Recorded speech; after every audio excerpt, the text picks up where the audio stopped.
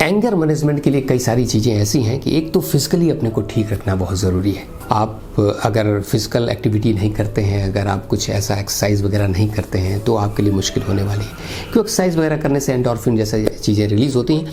कई सारी amino acid ऐसी हैं जो आपके ब्रेन को ऑर्डर में रखने की कोशिश करते हैं। अगर आप बहुत अच्छी तरह नहीं सोते हैं तो आपका दिमाग ठीक से दूसरे दिन काम नहीं करेगा। तो अच्छा खाना, अच्छा स्लीप और अच्छा एक्सरसाइज, ये सब ज़रूरी है। इसीलिए शायद बहुत सारे भारतीय सिस्टम में सम्यक भोजन, सम्यक व्यायाम और सम्यक निद्रा, ये सब चीज़ें कही गई हैं। तो अगर ये सब चीज़ों का सिस्टम बनाते हैं तो निश्चित रूप से आपको क्रोध को मैनेज करने में या एंगर को मैनेज करने में निश्चित रूप से सहूलियत हासिल होगी। अब आप कहेंगे अखिलेश वो तो ठीक है यार, ये तो लंबी प्रक्रिया है, अब इसको करने में तो ठीक है, चलेगा, कुछ दिन हमको प्रैक्टिस करनी पड़ेगी, ये सब चीज़ें होंगी, मेडिटेशन करना पड़ेगा।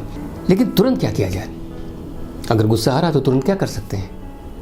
तो इसके लिए भी कुछ सूत्र बताए गए हैं, लोगों ने बताए हैं। ऐसा नहीं कि मैं बता रहा हूँ, पहले से ही वो बताए गए हैं कि जैसे कि आपको जब गुस्सा आने लगे तो आप गिनती गिनना शुरू कर दें, 1 2 3 4 5 कुछ कैसे करने लगे, या लंबी लंबी सांस लेने लगे। अब आप कहेंगे कि यार गुस्सा आ रहा है और ये सब करेंगे तो बड़ा ऑड लगेगा, देखने में कैसा लगेगा? तो मेरी समझ से हॉस्पिटल और जेल जाने से तो बेहतर है कि थोड़ा सा ऑड लगा जाए। ऑड लगने में कोई बुराई नहीं है।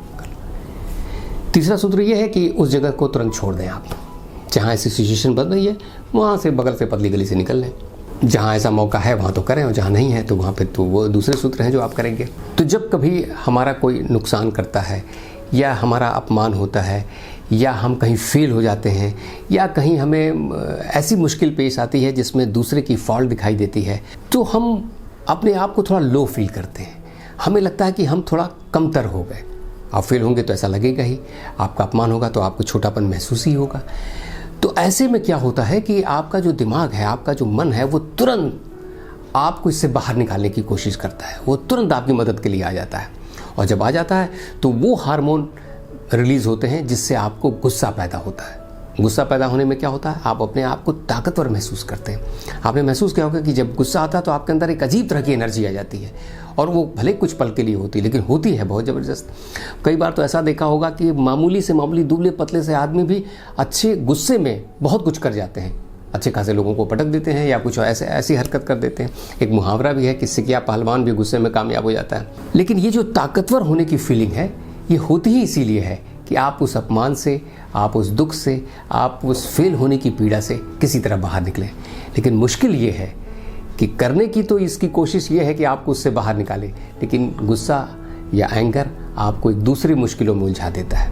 आपको हेल्थ की प्रॉब्लम हो सकती है, आपको सोशल लाइफ में प्रॉब्लम हो सकती है, आपसे कोई ऐसी गलती हो सकती है जिसकी वजह से आपका जीवन मुश्किल में पड़ सकता है।